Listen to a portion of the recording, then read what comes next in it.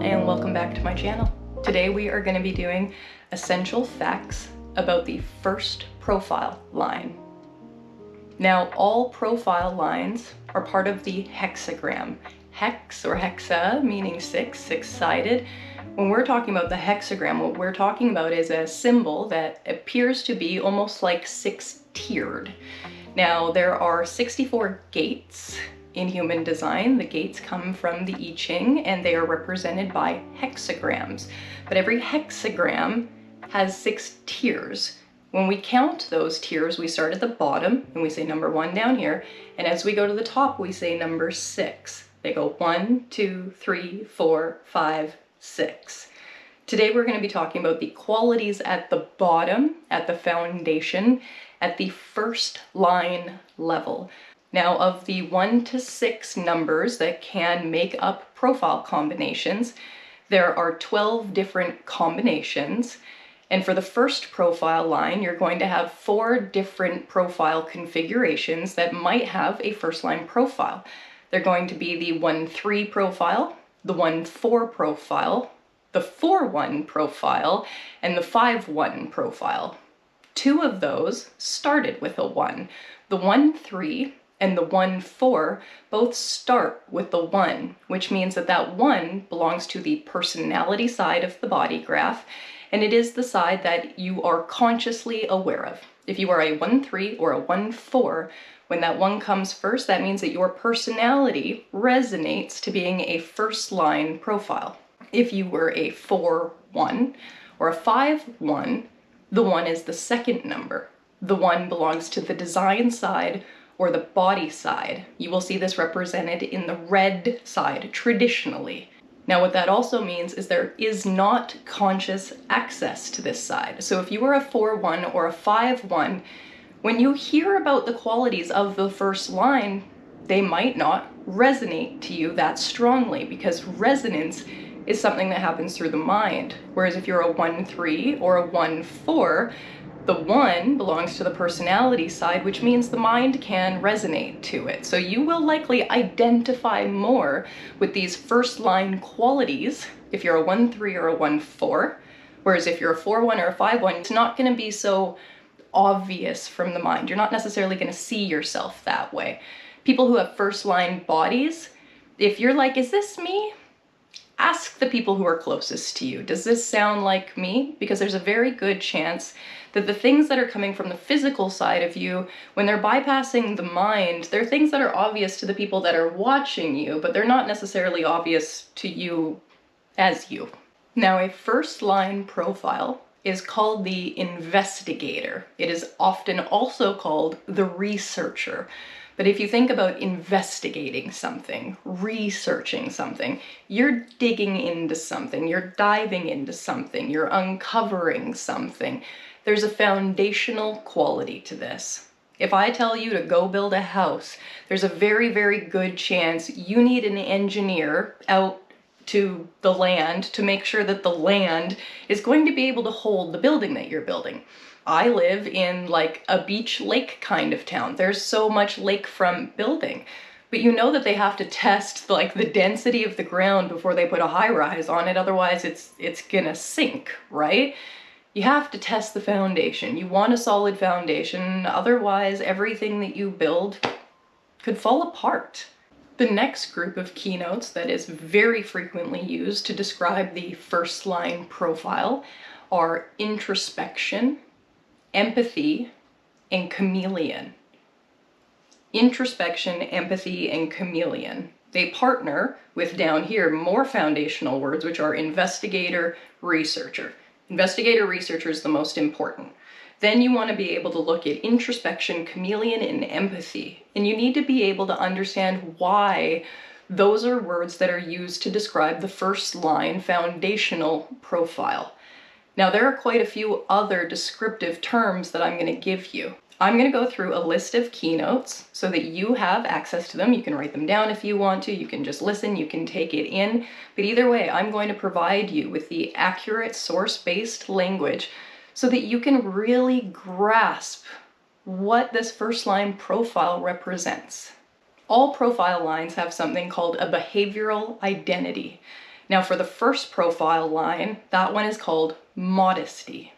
There's a projected attitude, and for the first line, it's referred to as authoritarian. Why is there an authoritative nature from the first line? There's a limited perspective, and for the first line, that is empathy. Why is empathy a limited perspective for a first line profile? There's an aspire to role. What is the role that the first line aspires to have? That's the role of the creative.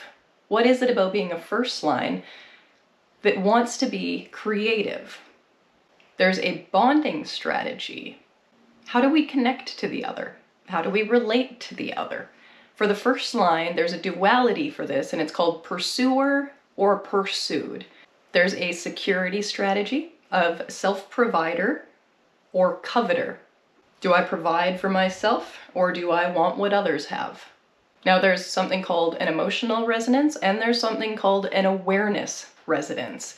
But for both of these, it's weakness or strength. That's the duality. Now again, I'm going to say first profile line keynotes: investigator, researcher, empathy, chameleon, introspection, modesty, authoritarian, pursuer, pursued, self-provider, coveter, weakness, strength. Now those are one qualities that truly belong to the conscious first profile line. If you're a 4-1 or a 5-1, the keynotes don't change, but how you relate to them changes. Resonance is something that we describe as a personality quality. When we describe personality traits, there is a resonance, as in there is a recognition, as in, yeah, that sounds like me. Yes, I can relate to that. Ooh, yeah, that vibes with who I am. Now, if you're a 4-1 or you're a 5-1, the one side of you is unconscious. And so the way that we're going to describe those same keynotes, modesty, authoritarian, creative, we're going to look at them a little bit different. We're going to describe them through things like nature, type, memory. I gave you a lot of big keynotes, but let me just riff for a second on what it is to be a 1.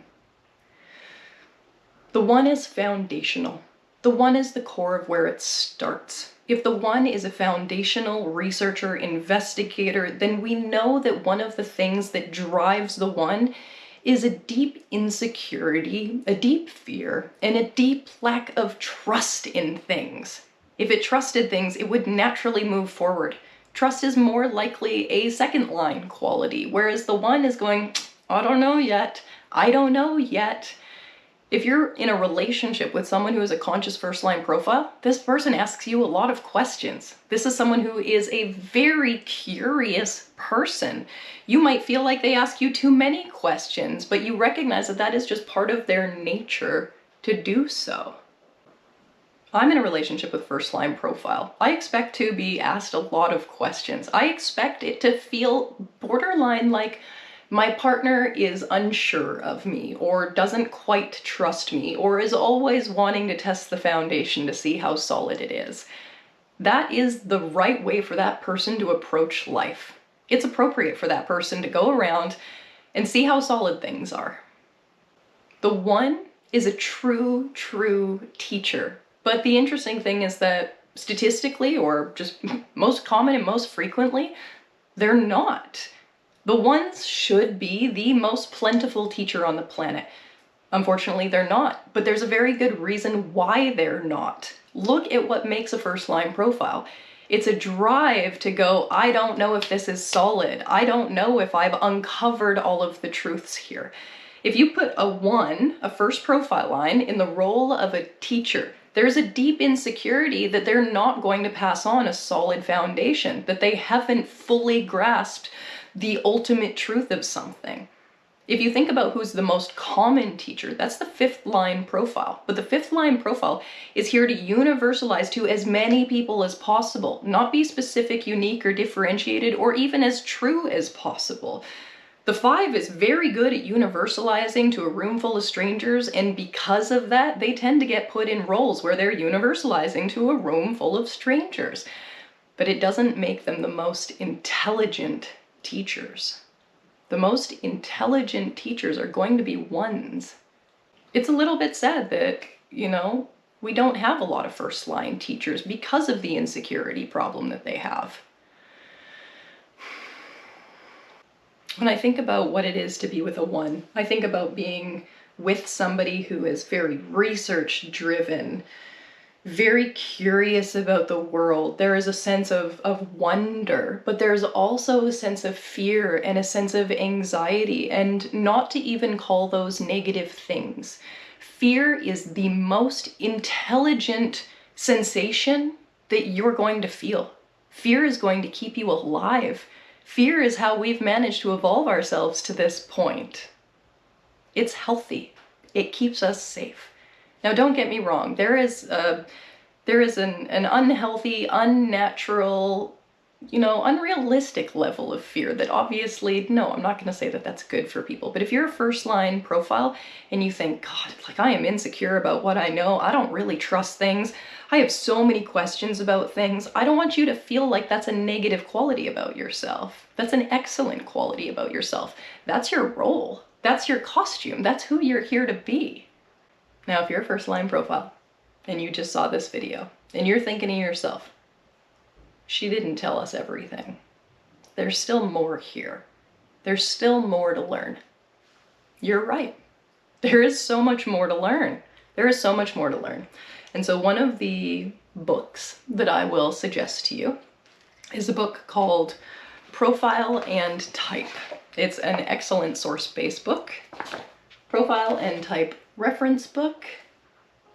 If you want to continue to dig into your foundation of profile, this is a great place to do it. I'll see you next time.